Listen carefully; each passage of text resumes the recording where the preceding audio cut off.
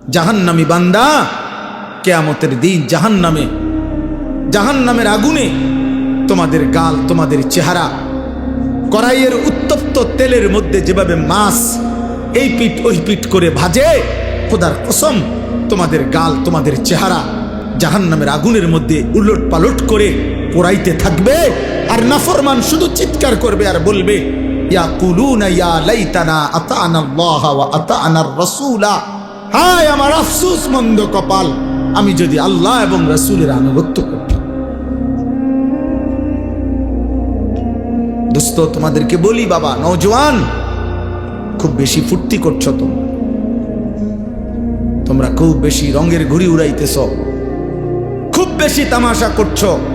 এই নতুন প্রজন্মের 14, 16, 18, 20, 25 বছরের কিশোর যুবক, তোমরা যা করছো মুসলমানের সন্তান এমনটা মানায় না, উচিত না।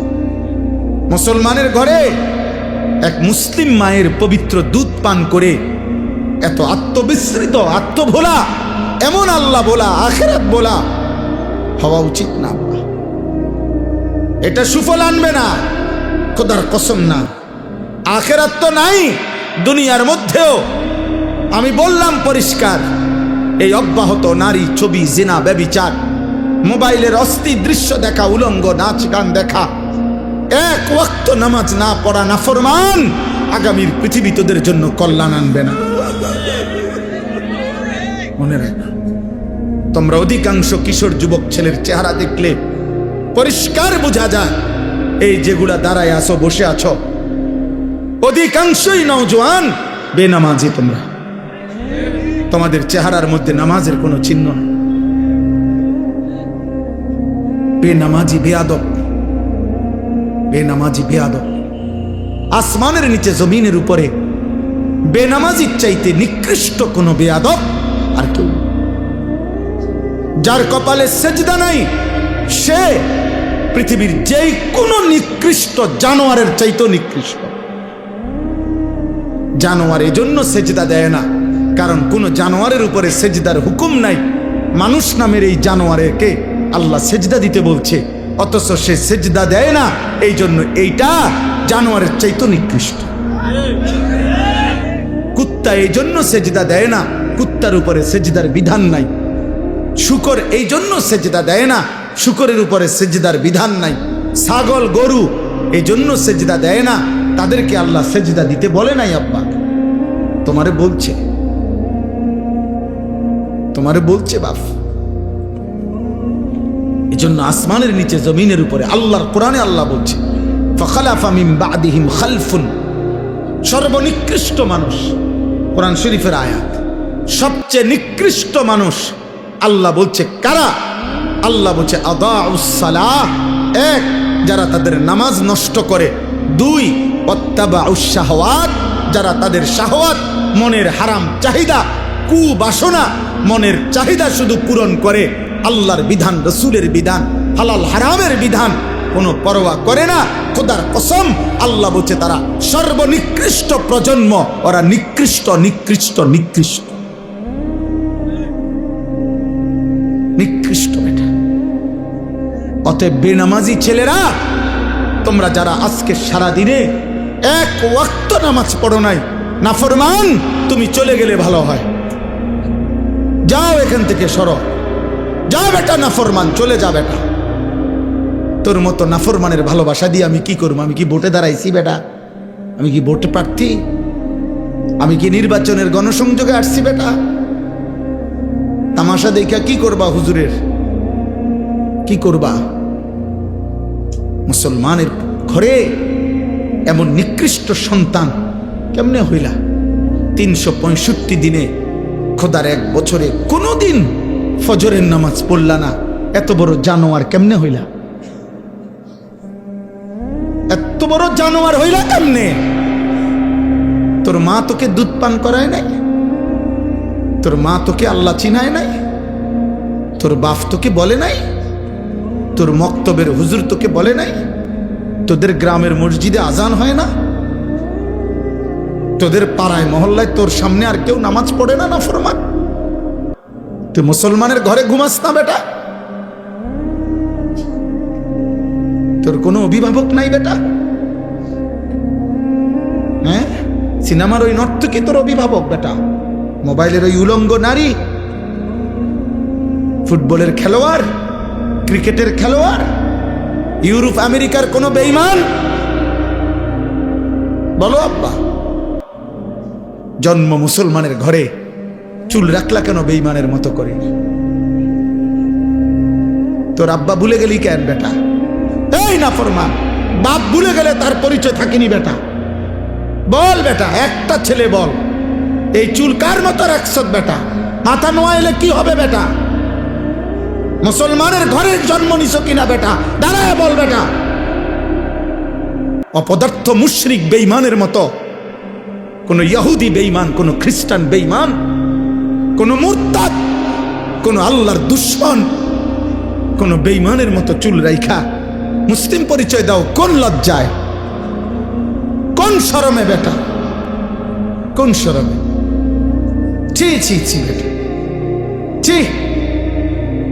সেজদাবিহীন কপাল যাদের, তোদের কপালে থুতু মারলাম। থু তোর কপালে, থু তোর কপালে থুতু দিলাম। তুই রবের দুশমন, ইসলামের দুশমন, আল্লাহর দুশমন। আমার নবী সাল্লাল্লাহু আলাইহি সাল্লামের 23 বছরের চোখের পানির কোনো কদর করলা না। আমার নবীর তায়েফের প্রতি ফোঁটা রক্তের কোনো কদর করলা না। আমার নবীর উহুদের ধান ধান শহীদ করা রক্তের কোনো কদর করলা না। যে নবী আমার পেটে পাথর বাঁধছে উম্মতের জন্য ক্ষুধার কষ্টে, হাসরের ময়দানে তিনি জিজ্ঞেস করবে, উম্মত তুই কি শুনুস নাই? উম্মত, আমি না তোর জন্য তায়েফে এত রক্ত ঝরাইছি। মক্কার কাফের বেটা, নবীজির রক্ত মাখা তায়েফের রক্তাক্ত দেহ, মক্কার সবচেয়ে বড় কাফের উতবা, নবীর বড় দুশমন ছিল যে ব্যক্তি মৃত্যু পর্যন্ত, আবু জেহেল, আবু লাহাবের সাথে উতবা নামে এই কাফের সর্দার সর্বপ্রথম আমাদের নবী সাল্লাল্লাহু আলাইহি সাল্লামকে তায়েফ থেকে নবী যখন ফিরে আসছে মাঝ পথে, রক্ত মাখা দেহ তখনও মুছে নাই। খোদার কসম, কিতাবে আছে এই উতবা নবীকে দেখছে প্রথম এই কাফের সর্দার। এরই ভাতিজা তো নবীজি। আজকে 11 বছর নবীর বিরোধিতা করে গেছে মক্কায়, কিন্তু তায়েফ থেকে নবী ফিরে আসছে উতবার বাগানে, নাখলা নামক জায়গায়, মক্কা এবং তায়েফের মাঝামাঝি জায়গায়। নবী সাল্লাল্লাহু আলাইহি সাল্লাম যখন ঢুকছে তখন উতবা বাগানে ছিল। সে দূর থেকে তাকাইয়া দেখছে ভাতিজার সারা দেহে রক্ত মাখা, তায়েফ থেকে ফিরে আসছে। আল্লাহর কসম, কিতাবে লিখছে সে তো কালেমা পড়ে নাই, কিন্তু এই কাফের সর্দার নবীজির রক্ত মাখা দেহ দেখা চিৎকার দিয়া কাঁদছে আর বলছে, তায়েফবাসী, আজ 11 বছর আমরা আমাদের ভাতিজার বিরোধিতা করি, কিন্তু কোনোদিন তাকে এভাবে মারি নাই। তোরা আমার ভাতিজারে কেমনে পারলি এভাবে মারতে?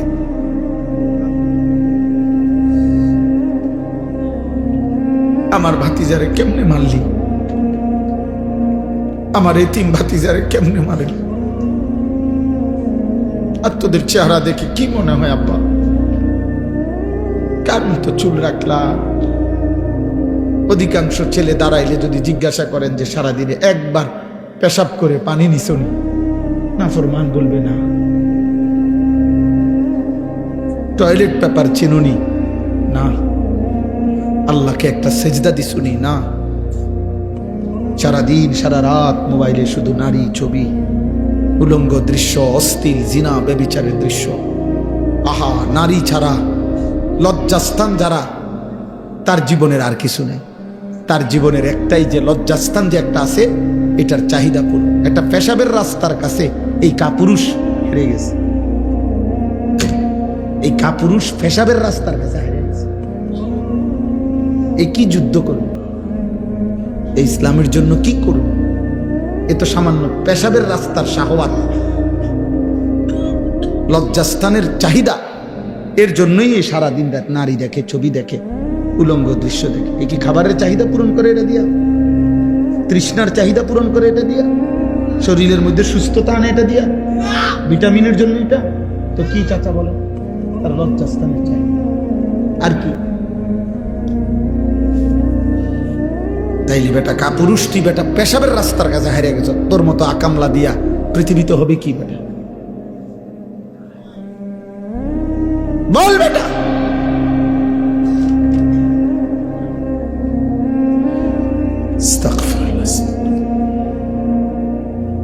এজন্য ভাবো, আমি বলতে চাইছি এটা, আমি জনপ্রিয়তা বুঝি না, ছোট বড় মাহফিল বুঝি না, অনেক লোক হয়েছে না কম হয়েছে এটা আমার কিচ্ছু আসা যায় না। আমি সবসময় এক তালেই বলতে চেষ্টা করি। বেশি বা কম দ্বারা প্রভাবিত হওয়া এটা কোনো প্রয়োজনীয় কিছু না। নবী সাল্লাল্লাহু আলাইহি ওয়াসাল্লাম বলছেন, ফাওয়াল্লাহি লা আন ইয়াহদিয়াল্লাহু বিকা রাজুলান ওয়াহিদান খায়রুন লাকা মিন হুমুরিন নাআম। নবীজি বলছেন, আল্লাহর কসম, তোমার দ্বারা একজন ব্যক্তি আল্লাহর পথ পাওয়া গোটা আরবের সমস্ত দামি উট তোমাকে হাদিয়া দেওয়ার চাইতে উত্তম। কয়জন? এক যুবক আল্লাহ চিনবে, এক যুবক মালিককে সেজদা দিবে, আমার 30 বছর সার্থক। এক যুবক যদি বলে, আল্লাহ আমি আপনাকে আর নারাজ করব না, আমি আপনাকে সেজদা দেব, এক ফোঁটা চোখের পানি যদি কোনো যুবকের পড়ে, আমার 21 বছর সার্থক। আমি তো ভোটে দাঁড়াইছি না যে আমার এত মানুষের সমর্থন দরকার, আমি ভোটে তো দাঁড়াই না, কোনো প্রার্থী না, আমার কোনো মার্কা নাই, আমি কোনো মার্কার প্রচারণাও করি না,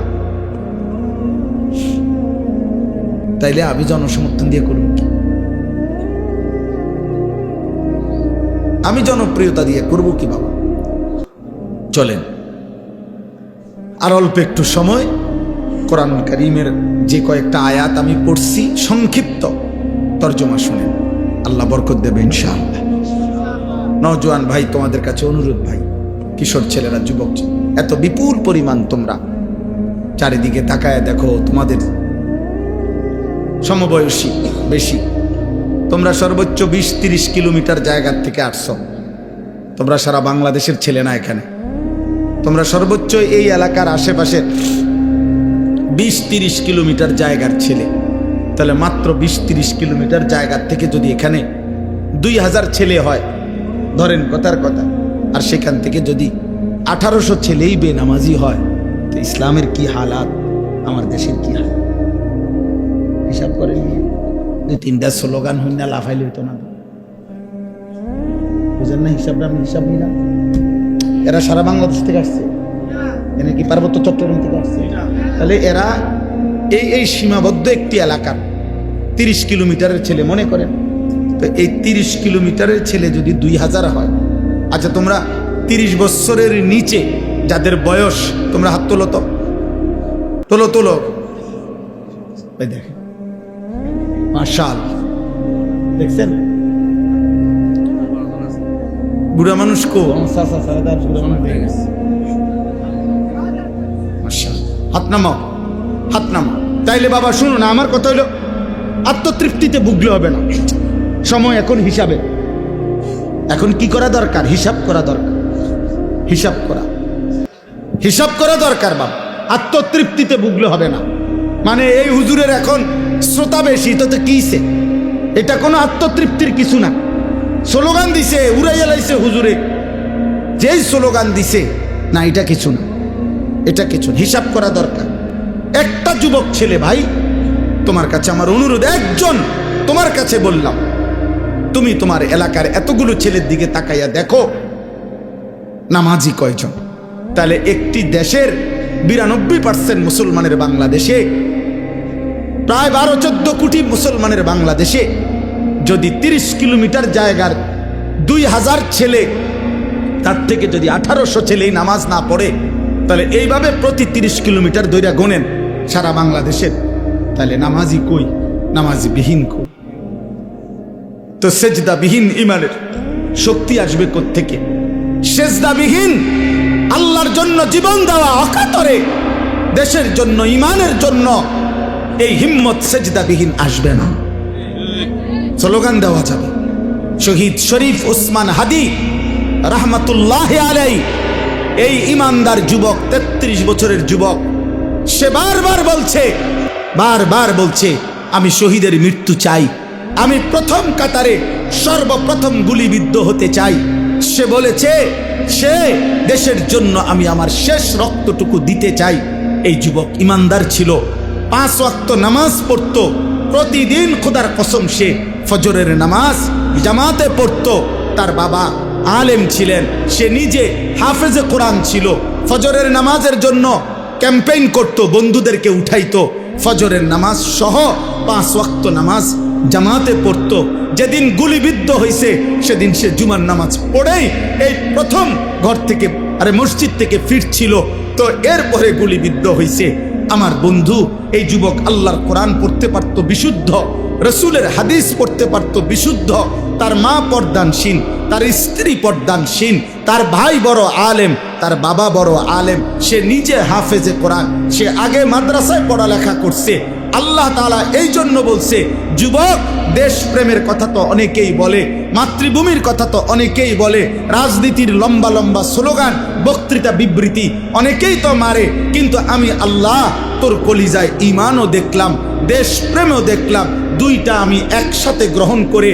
তুমি হাদি চেয়েছিলে মাত্র 500 ভোট, সে বলেছিল এইবার আমি প্রার্থী হয়ে মাত্র যদি প্রথমবার 500 ভোট পাই তাইলেই আমি ভাগ্যবান মনে করব।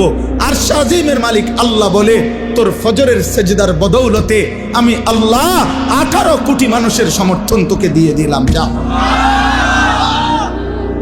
সে চেয়েছে 500 সমর্থন, আল্লাহ বলছে যা 18 কোটি মানুষের সমর্থন যুবক তোমার জন্য দিলাম। কত হাফেজ, কত আলেম, কত মুফতি, কত মুহাদ্দিস, কত ফকিহ, কত পীর, কত বুজুর্গ, কত আউলিয়া, কত হাফেজে কোরআন, তালেবে ইলম, 90 বছরের বুড়া, 4 বছরের বাচ্চা, সবাই এই ইমানদার যুবকের জন্য অঝরে চোখের পানি ফেলে কাঁদছে। কাঁদছে কিনা বলো ভাই?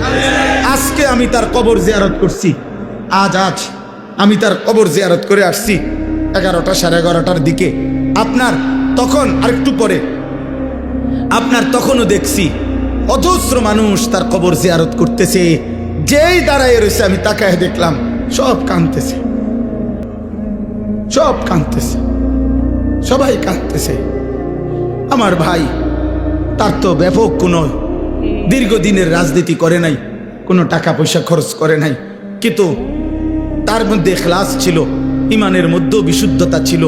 দেশপ্রেম বলতে যা বলছে, স্বাধীনতা, সার্বভৌমত্ব, আজাদির কথা, মাতৃভূমির স্বাধীনতার কথা, নিরাপত্তার কথা, সে ভারতীয় আধিপত্যবাদের বিরুদ্ধে সে একাই বলেছে। যদি কেউ না বলে আমার প্রতি ইঞ্চি জমিন আমার সীমান্তের হেফাজতে, আমি হাদি একাই বলে যাব। সে প্রমাণ করেছে আমি হাদি একাই বাংলাদেশ। হ্যাঁ, কেউ না থাকুক আমার, আমি বলেই যাব, আমি বলেই যাব।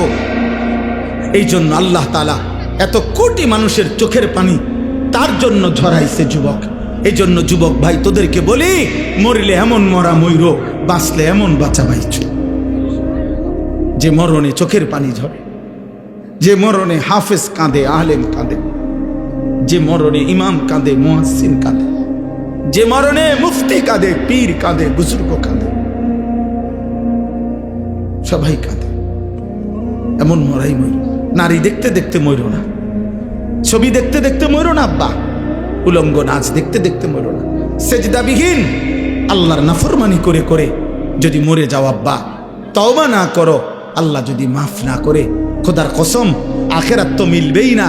দুনিয়া, এই নাফরমান সন্তান মনে রাখিস আব্বা, দুনিয়া কোনো জানোয়ার তোকে স্মরণ করবে না।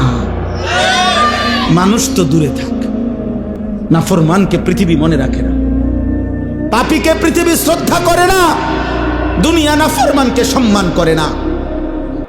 দুনিয়া ভোগ করা যায়, দুনিয়া ফেরাউনও ভোগ করছে, কিন্তু আজকে কোনো মানুষ পৃথিবীতে ফেরাউন এই নাম কোনো কুত্তার নামও রাখে না, নমরুদ এই নাম কোনো মানুষ কুত্তার নামও রাখে না, আবু জাহেল এই নাম কোনো মানুষ, আমার নবীর এই দুশ্মনের নাম কোনো কুত্তার নামও কেউ রাখে না।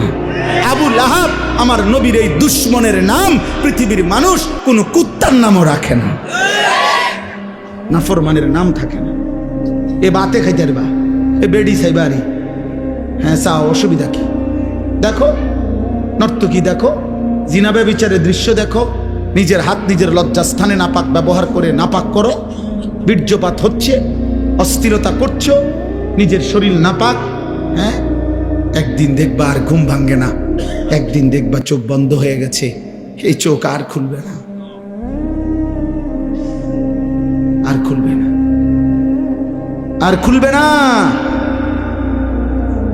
সেদিন বুঝবা স্বার্থপর এই দুনিয়া কাউকে মনে রাখে না, কাউকে না, কাউকে না, কাউকে মনে রাখে না। আমি অনুরোধ করলাম 1450 বছর আগে এক যুবক কৃষ্ণাঙ্গ ছিল, কালো, হাবশি, গোলাম, কৃতদাস, কালো চেহারার, কিন্তু আল্লাহকে রাজি করে গেছে, 5 ওয়াক্ত নামাজের সেজদা দিছে। আমার নবী সাল্লাল্লাহু আলাইহি সাল্লামের ভালোবাসা কলিজার মধ্যে ভরা ছিল। আরশে আজিমের মালিক বলছে, আল্লাহ বলছে আমি তোকে গ্রহণ করলাম। তো 1450 বছর পরেও পৃথিবীর লক্ষ কোটি ইমানদারের সন্তানের নাম বেলাল।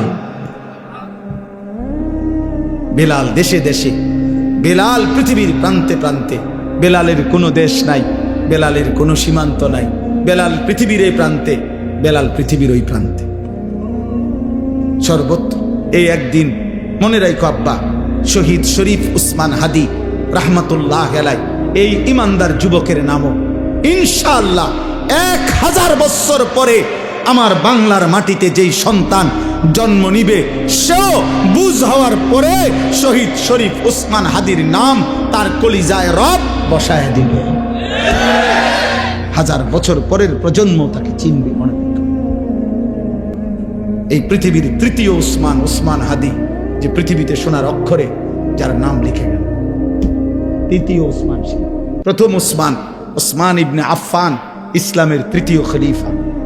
দ্বিতীয় উসমান 650 বছর এই পৃথিবীতে উসমানী খেলাফত, তুর্কি খেলাফত, অটোমান সাম্রাজ্যের প্রতিষ্ঠাতা ওসমান গাজী, তিনিও 650 বছর এই পৃথিবীতে ইসলামী খেলাফত ছিল, উসমানী খেলাফত। এই খেলাফতের যিনি প্রতিষ্ঠাতা ছিলেন তার নামও ছিল উসমান গাজী।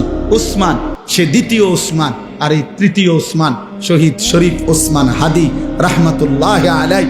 গোটা পৃথিবীতে ইনশাআল্লাহ তার নাম আলোচিত হয়েছে। হ্যাঁ,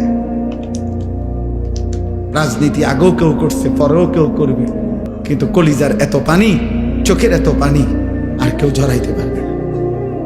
আল্লাহ আমাদেরকে কবুল করে নেন। এজন্য যুবক নষ্ট হয়েও না, চরিত্রহীন হয়ে, নারী দেখে দেখে শেষ হয়েও না। আজকে সেজদা করো। নবী সাল্লাল্লাহু আলাইহি সাল্লামের এই কথার কোনো জবাব দিতে পারতাম।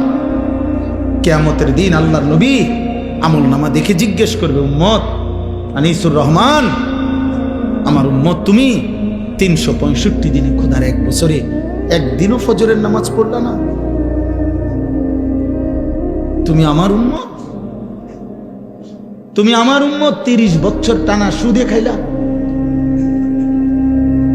60 বছর বয়স তোমার, প্রতিদিন বিড়ি সিগারেটে খাইয়া গেলা। তুমি আমার উম্মত, 60 বছরও মনে পড়ে না এটা গুনাহ? 60 বছর বয়সেও মনে পড়ে নাই যে টেলিভিশনে নাচ গান দেখা গুনাহ?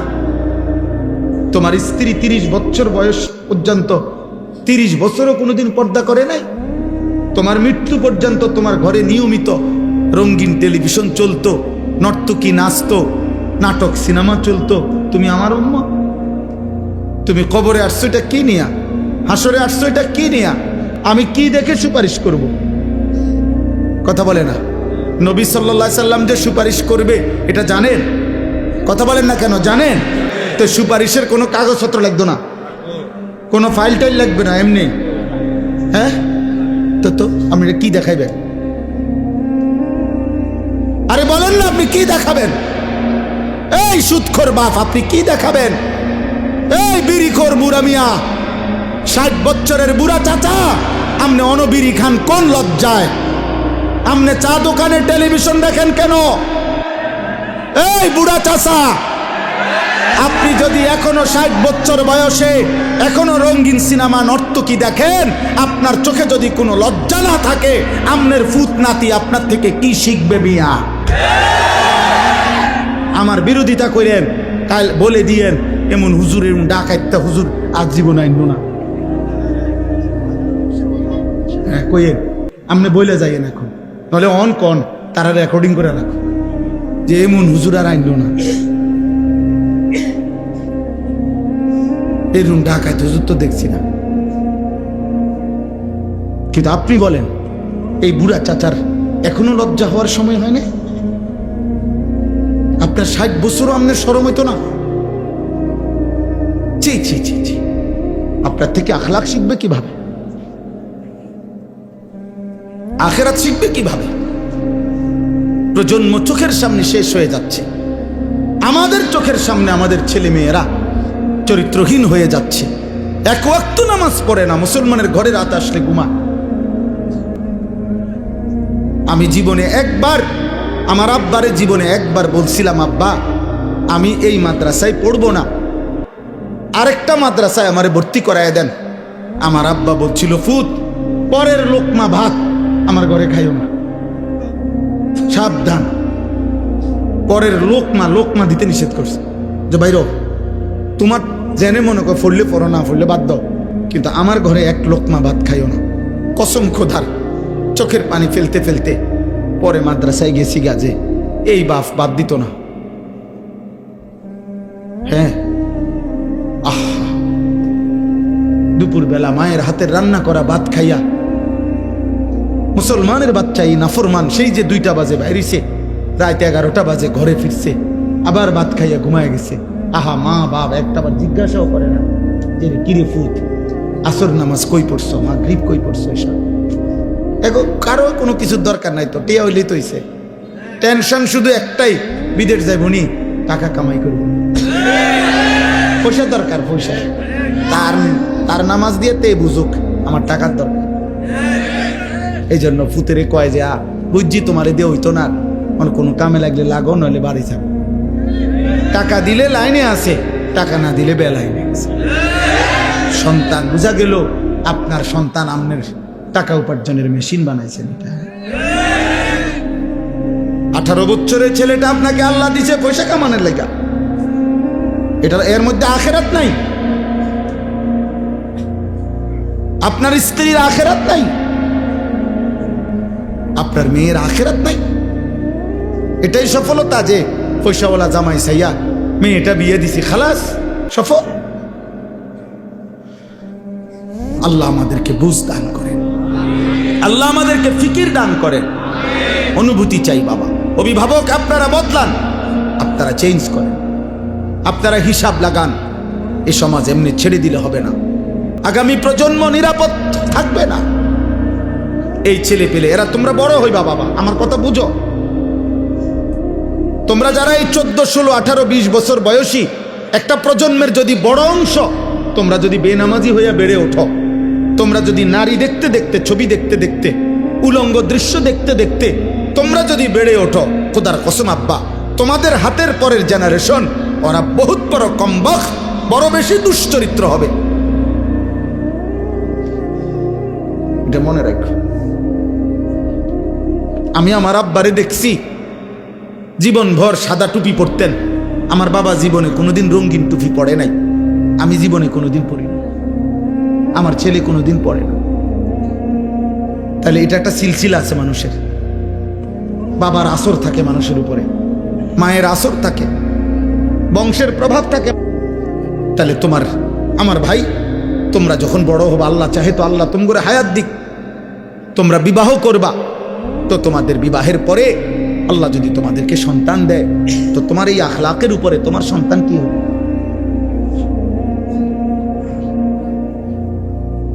বলো ভাই। একটা ছেলে ভাই, আল্লাহ তৌফিক দান করে।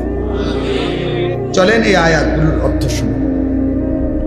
আল্লাহ তাআলা বলেন সূরা কাসাস 28 নম্বর সূরা, দেরি করব না, শুধু অর্থ বলুন। 20 নম্বর পারা, সূরা কাসাস 28 নম্বর সূরা, 51 থেকে 56, 6টি আয়াত পড়ছি। এই তর্জমা বলুন। আগে 1 মিনিট তর্জমার জন্য সুবিধার্থে 2 মিনিট একটা কথা বলি। আমাদের নবী সাল্লাল্লাহু আলাইহি ওয়াসাল্লাম, ওনার সাহাবারা নবীজি সহ প্রকৃত বড় যেই হিজরত করছেন সেটা হলো মক্কা থেকে মদিনা। কোথায়?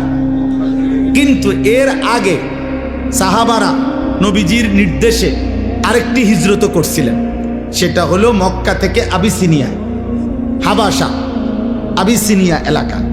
ওইখানকার বাদশাহ ছিল বাদশাহ নাজ্জাশী, যিনি খ্রিস্টান ছিলেন, এবং তার উজির সভাসদ তারাও ছিল খ্রিস্টান।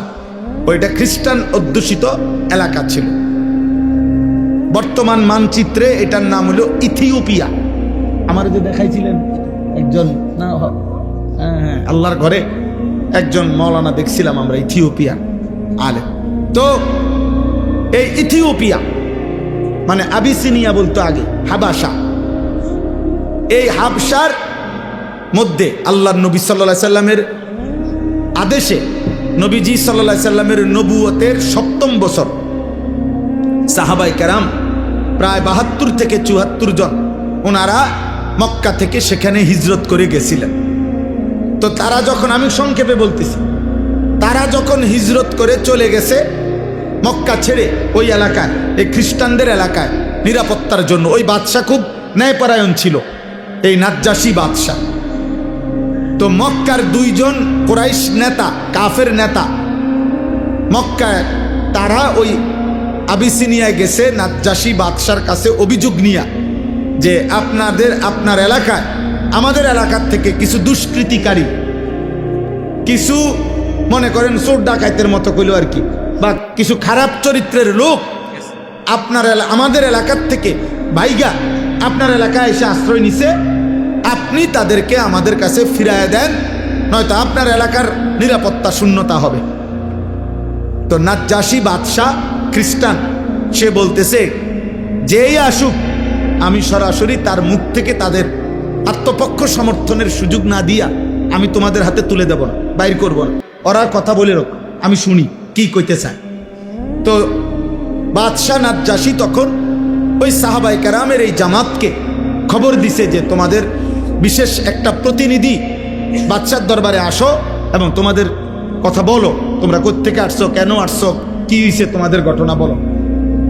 এখন ৭২ জন সাহাবীর পক্ষ থেকে রাসূলুল্লাহ সাল্লাল্লাহু আলাইহি ওয়াসাল্লামের আপন চাচাতো ভাই হযরত জাফর ইবনে আবি তালিব রাদিয়াল্লাহু তাআলা আনহু, জাফর এই মুতার যুদ্ধে যিনি শাহাদাত বরণ করছিলেন, নবীজির আপন চাচাতো ভাই, মানে আলী রাদিয়াল্লাহু তাআলা আনহুর ভাই জাফর, এই উনি নেতৃত্ব দিয়ে আরো 10-12 জন নিয়ে বাদশার দরবারে আসছে।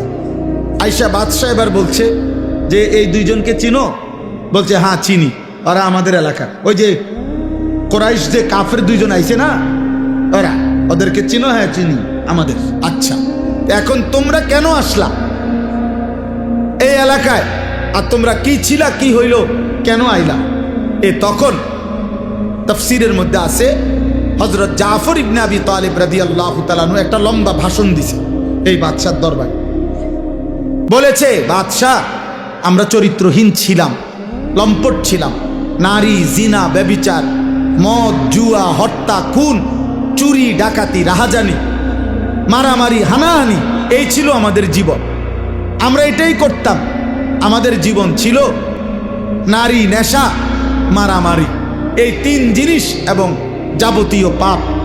আমাদের বংশ থেকে আমাদের দীর্ঘদিনের পরিচিত 40 বছর ধরে আমরা যাকে দেখছি, আমাদের চোখের সামনে যে বড় হইছে, যার চরিত্র আখলাক আমরা একেবারে বুঝ যাওয়ার পর থেকে কোনোদিন যার চরিত্রে আমরা কোনো কলঙ্ক দেখি নাই, এমন একজন পুত পবিত্র মানুষ, তিনি আমাদেরকে একটি ধর্মের দিকে আহ্বান করছেন, এক কালেমার কথা আমাদেরকে বলছেন এবং এই যাবতীয় অপরাধ পাপ ছেড়ে দিতে বলছেন। তা আমরা আল্লাহকে মেনে ওই নবীর কথা অনুসরণ করে আমরা আগের যত মন্দ অভ্যাস এগুলো ছেড়ে দিছি এবং এখন আমরা আল্লাহর ইবাদত করি, আমরা মানুষের হক আদায় করি, ইনসাফের উপরে চলতে থাকি, এই আমাদের অপরাধ। এই কথাটা সত্য কিনা এটা অগ্রজি। ওই যে এই 2 জন এখন মক্কার কুরাইশ এই 2 লোককে নাজ্জাশী বাদশাহ জিজ্ঞাসা করছে যে বলো বলো যে সে যে বলছে এই কথা ঠিক কিনা। এবার হেরা কহ ঠিক কত, তাহলে একটু আগে কি বললা, উল্টাটা বললা কেন? তারা আগে না খারাপ ছিল, এখন তো তারা ভালো হয়েছে। তখন এই শুনেন কথাটা, নাজ্জাশী বাদশাহ তখন উপস্থিত তার খ্রিস্টান যারা সভাসদ মানে উজির নাজির, তারা তো সব বসে রয়েছে। তো তাদের সামনে বাদশাহ নাজ্জাশী তখন তিনি বললেন ওই যে জাফর রাদিয়াল্লাহু তাআলা আনহুকে, যে তাহলে তোমাদের সেই নবীর উপরে নাজিলকৃত যেই কিতাব কোরআন, আসমানি কিতাব, এটা আমার একটু শোনাও তো। তো তখন হযরত জাফর রাদিয়াল্লাহু তাআলা আনহু সূরা মারইয়াম, যেখানে আল্লাহ তাআলা হযরতে মরিয়ম এবং ঈসা আলাইহিস সালামের কথা উল্লেখ করছেন, তারা তো উনারই মানে, কথা বুঝছেন কিনা? উনারে মানে না, খ্রিস্টানরা ঈসা এবং মরিয়মকে মানে। এই সূরাটা তেলাওয়াত করছে আল্লাহর দয়ায়, তিনি তেলাওয়াত করছেন আল্লাহর কোরআন। আর নাজ্জাশী বাদশার দুই গাল দিয়া, চোখ দিয়া অঝরে পানি ঝরতেছিল। পুরা মজমার যত উজির নাজির সব অঝরে কাঁদতেছিল। যখন তেলাওয়াত থামছে তখন তিনি বললেন নাজ্জাশী যে আল্লাহর কসম, আমি তোমাদের নবীর নাজিলকৃত এই কোরআনের কথা আমি সর্বান্তকরণে মেনে নিলাম। উপস্থিত অনেক লোক এবং বাদশাহ কালেমা পড়ে ইমানদার হলেন। এরপরে আল্লাহর নবী সাল্লাল্লাহু আলাইহি সাল্লাম যখন নিজে সশরীরে মক্কা থেকে মদিনায় হিজরত করে গেলেন, মদিনায় হিজরতের 7 বছর পর 7ম হিজরিতে মদিনার ইহুদিদের সাথে সাহাবাদের নবীজির একটা চূড়ান্ত যুদ্ধ হয়েছিল, খায়বরের যুদ্ধ। এই খায়বরের যুদ্ধে আল্লাহ তাআলা যখন মুসলমানদেরকে বিজয় দিছেন, এই বিজয়ের পরপর তখন ওই আবিসিনিয়াতে যে সাহাবীরা এতদিন ওইখানে ছিল, উনারা আর ওইখান থেকে যারা খ্রিস্টান ধর্ম থেকে মুসলমান হয়েছে, এরকম একটা প্রতিনিধি দল মদিনায় আল্লাহ রাসূল সাল্লাল্লাহু আলাইহি সাল্লামের কাছে আসছে। এখানে আসছে আর কি, মদিনায় এখন আসছে। আসার পরে তারা আল্লাহর নবী সাল্লাল্লাহু আলাইহি ওয়াসাল্লাম ওনার কাছে তারা বলছে, আমরা আপনার প্রতিনিধির হাতেই আমরা প্রথম তেলাওয়াত আল্লাহর কোরআন শুনেই আমরা কালেমা পড়ছি, এবং আমরা ইতিপূর্বেও আমাদের নবী ঈসার উপরে নাজিলকৃত ইনজিল এবং আমাদের নবী ঈসাকে আমরা আপনার কোরআনের বর্ণনা যেরকম ঈসা নবীর ব্যাপারে আল্লাহর বান্দা, তিনি আল্লাহর পুত্র না, আমরা ঠিক এটাই মানতাম এবং ইনজিল আমরা মেনে নিছি। আবার আপনার কোরআনও মানলাম, আপনার উপরও আমরা ঈমান আনলাম। আমরা কারো সাথে মন্দ আচরণ করি না। আমরা আপনার জন্য এখন আমাদের আর্থিক সম্পত্তি থেকে সাদাকা করতে চাই, দান করতে চাই। আমরা আমাদের আখলাক ওনাদের সংস্পর্শে আমরা শুনাইলাম। এই কথাগুলো যখন শুনাইছেন তখন আল্লাহ তাআলা কোরআনুল কারীমের এই আয়াতগুলো নাজিল করে এই মানুষগুলো যারা আসছে, যারা আগে নবীর উপরে ঈমান রাখছে, ইনজিল মেনে নিছে, এখন আবার পুনরায় কোরআন শুনেই মেনে নিছে, নবীজিকেও মেনে নিছে, আল্লাহ তাদের প্রশংসা করতে গিয়ে কোরআনুল কারীমের এই আয়াতগুলো নাজিল করেছে। এবার দেখেন তরজমা। আল্লাহ তাআলা বলেন, ওয়ালাকাদ ওয়াসালনা লাহুমুল কওলা লাআল্লাহুম ইয়াতাযাক্কারুন। আল্লাহ তাআলা বলেন, আমি আল্লাহ আমার কোরআনের মধ্যে যাবতীয় কথা বারংবার বলেছি। কোনো কথাই আমি অস্পষ্ট, অগোছালো, সামান্য ইঙ্গিত অল্প স্বল্প বলে ছেড়ে দেই নাই।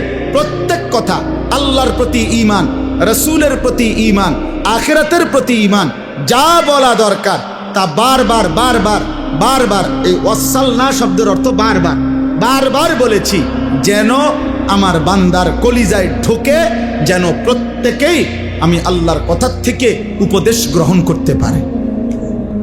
এবার আল্লাহ বলেন, বন্ধু আপনাকে শুনাইতেছি, আল্লাযীনা আতাইনাহুমুল কিতাবা মিন ক্বাবলিহি ওয়া হুম বিহি ইউমিনুন। যে মানুষগুলো আপনার সামনে আছে, এরা ইতিপূর্বে আমি যেই আসমানি কিতাব নাজিল করেছিলাম ইনজিল, তার উপরে ঈমানদার ছিল। ওরা না বললো আমরা ছিলাম, আল্লাহ স্বীকৃতি দিছে, হ্যাঁ এরা ছিল। ওয়া ইদা ইউতলা আলাইহিম, আবার যখন তাদের সামনে আমার কোরআন তেলাওয়াত করা হলো, ক্বালু আমান্না বিহি, এরা সাথে সাথে বলছে আমরা এটাও মেনে নিলাম। ইন্নাহুল হাক্কু মির রাব্বিনা, এই কোরআন নিশ্চয়ই আমাদের আল্লাহর পক্ষ থেকে সত্যি সত্যি নাজিল হয়েছে। সুবহানাল্লাহ। ইন্না কুন্না মিন ক্বাবলিহি মুসলিমিন, ইতিপূর্বেও আমরা আল্লাহর আনুগত্যই ছিলাম, আজ আমরা নতুন করে আখিরি নবীকেও মেনে নিলাম, কোরআনকেও মেনে নিলাম। আল্লাহ বলেন বন্ধু এবার তাদের পুরস্কার শোনেন।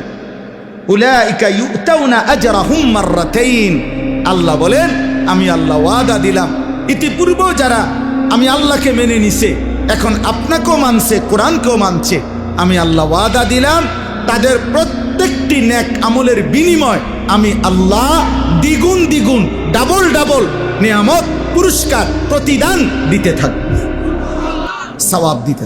তাদের প্রত্যেক আমলের ডাবল ডাবল নেকি, প্রত্যেক আমলের কি। এজন্য পূর্ববর্তী দিন যদি কেউ ইয়াকিনের সাথে মেনে আবার ইসলাম গ্রহণ করে, কালেমা গ্রহণ করে, কোরআন গ্রহণ করে, আল্লাহ বলেন তার প্রথম পুরস্কার হলো তার সব আমল ডাবল ডাবল নেকি। আল্লাহ বলেন এ দেখেন আরেকটু, আল্লাহ বলে বন্ধু এরা তো আগেও ইমানদার ছিল, এখনো আবার ইমানদার হইল, এ কারণেও তাদের নেকি দ্বিগুণ দ্বিগুণ। কিন্তু শুধু এই কারণে না, তাদের মধ্যে আরো কিছু গুণ আছে। এবার আল্লাহ এই গুণগুলোর প্রশংসা করতেছে যে এদের মধ্যে আরো কিছু গুণ আছে, এই গুণগুলো কারণেও আমি আল্লাহ কিয়ামত পর্যন্ত যার মধ্যেই থাকবে তাদেরকেও আমি আমার নেকি দ্বিগুণ দ্বিগুণ দিতে থাকবো। এক, বিমা সাবারু, তারা আমি আল্লাহর হুকুমের উপরে সবর করেছে, ধৈর্য ধারণ করেছে। একবার বলেছি ঈসা নবীকে মানো, মানছে। এখন বলছি আখিরি নবীকে মানো, মানছে। একবার বলছি ইনজিল মানছে, আবার বলছি কোরআন মানতে, এখন তারা কোরআন মেনে নিছে। তাহলে তারা আমার হুকুমের উপরে ধৈর্য ধারণ করেছে। অতএব যে আমার হুকুমের উপরে ধৈর্য ধারণ করে আমি তার নিয়ামত, তার নেকি, তার পুরস্কার দ্বিগুণ দ্বিগুণ দিতে থাকবো। দুই, ওয়ায়াদরাউনা বিল হাসানাতিস সাইয়্যিআহ, তাদের একটা বড় স্বভাব, তারা যেই কোনো মন্দ আচরণের জবাবে উত্তম আচরণ দ্বারা সেটা প্রতিহত করে, এটা তাদের, এজন্য তাদের পুরস্কার দ্বিগুণ। আর এই গুণ যার মধ্যে থাকবে, মন্দ আচরণের জবাবে যে উত্তম আচরণ করবে মানুষের সাথে, আমি তাকেও দ্বিগুণ দ্বিগুণ নেকি দিতে থাকবো। তিন নাম্বার, ওয়ামিম্মা রাযাকনাহুম ইউনফিকুন, আমি আল্লাহর দেওয়া রিজিক থেকে তারা আমার পথে সাদাকা করছে, দান করছে, এ কারণে তাদের পুরস্কার দ্বিগুণ দ্বিগুণ। এই পুরস্কার কিয়ামত পর্যন্ত যারা আমি আল্লাহকে মেনে আমার পথে প্রতিনিয়ত দান সদকা করতে থাকবে, তাদের নেকিও আমি আল্লাহ দেব দ্বিগুণ দ্বিগুণ। চার নাম্বার, ওয়া ইযা সামিউল লাগওয়া আ'রাযু আনহু ওয়া ক্বালু লানা আমালুনা ওয়া লাকুম আমালুকুম, আল্লাহ বলে তাদের একটা বড় বৈশিষ্ট্য, যেই কোনো বেহুদা কথা, বেহুদা কাজ, মন্দ কথা, গুনামিশ্রিত কথা, অশ্লীল কথা, বেহায়া কথা, অসভ্য কথা, নাজায়েজ কথা, হারাম কথার কোনো মজলিস পরিবেশ তারা যখনই দেখে শুনে, আ'রাযু আনহু, তারা তার থেকে সরে যায়। আর তাদেরকে গুনার এই কথার মধ্যে যদি যোগ দিতে বলে, ও আইও না, উদ্র বইও না, গপ মারি, গীবত করি, পরের গালিগালাজ করি, তারা বলে লানা আমালুনা ওয়া লাকুম আমালুকুম, তোমার কাজ নিয়ে তুমি থাকো, আমি আমার আল্লাহ নিয়ে আসি। সালামুন আলাইকুম, তোমার জন্য আল্লাহর কাছ থেকে শান্তি কামনা করছি, আল্লাহ যেন তোমাদেরকেও হেদায়েত দেয়। লা নাবতাগিল জাহিলিন, কোন জাহেল, মূর্খ, নাফরমান, পাপীর সঙ্গী আমরা হতে রাজি না। আল্লাহ বলে এটা তাদের আখলাক, এজন্য তাদের পুরস্কার দ্বিগুণ দ্বিগুণ কিয়ামত পর্যন্ত। আমার যে বান্দা ইমানদার, কিশোর তোমাদেরকে বলি, যুবক তোমাদেরকে বলি, বয়স্ক বাবা আপনাদেরকে বলি, আমাকেও বলি, পর্দার আড়ালের মা বোনকেও বলি, আল্লাহ বলছে যে মন্দ কথা, মন্দ কাজ, গুনার কথা, নাপাক কথা, নাজায়েজ কথা, হারাম কথা, গালিগালাজের কথা, অসভ্য কথা, বিশ্রী কথা, নোংরা কথা, কুফরি কথা, শিরকি কথা, নিফাকি কথা, বিদআতি কথা, কবিরা কথা, হারাম যত কথা, যত পরিবেশ, এখান থেকে যে অ্যাভয়েড করে চলে, আড়াল করে চলে, আল্লাহ বলে বান্দা তোর এই ধৈর্য সবরের কারণে তোর প্রত্যেক আমলের বদলা আমি দ্বিগুণ দ্বিগুণ দেব। সর্বশেষ আল্লাহ বলেন, হে নবী, শেষ কথা, আমি আপনাকে যা কিছু বলছি বন্ধু আপনি তো বলবেন, পুরস্কার তো দিতে থাকবেন, দেব আমি। তবে একটা কথা বন্ধু মনে রাখবেন, আমার কথা, এই কোরআনের কথা, আখিরাতের কথা, কবরের কথা, আমার কালেমার দাওয়াত আপনি তো দিতে থাকবেন। তবে এটা শুধু মনে রাখবেন, চূড়ান্ত হেদায়েত শুধুমাত্র আমি আল্লাহর হাতে, কোনো মাখলুকের হাতে। এজন্য বাপ, আমি যে কথাটা মাঝখান দিয়ে বলছি, আমি যদি মৃত্যু পর্যন্ত বলে যাই, আমাদের সমস্ত হুজুররাও যদি মৃত্যু পর্যন্ত বলে যায়, পৃথিবীর সব বক্তা, সব ওয়াইজ, সব পীর, সব বুজুর্গ একত্রে বলে গেল, মূলত পরিবর্তন, হেদায়েত, চূড়ান্ত হেদায়েত এটা কার হাতে? ইন্নাকা লা তাহদি মান আহবাবতা, হে নবী, আপনি একা চাইলে কাউকে হেদায়েত দিতে পারবেন না। ওয়ালাকিন্নাল্লাহ ইয়াহদি মান ইয়াশা, বরং আল্লাহ যাকে চান তিনি তাকে হেদায়েত দিবেন। ওহুয়া আ'লামু বিল মুহতাদিন, প্রকৃতপক্ষে হেদায়েত পাবে কারা কারা সেটা আল্লাহই জানে।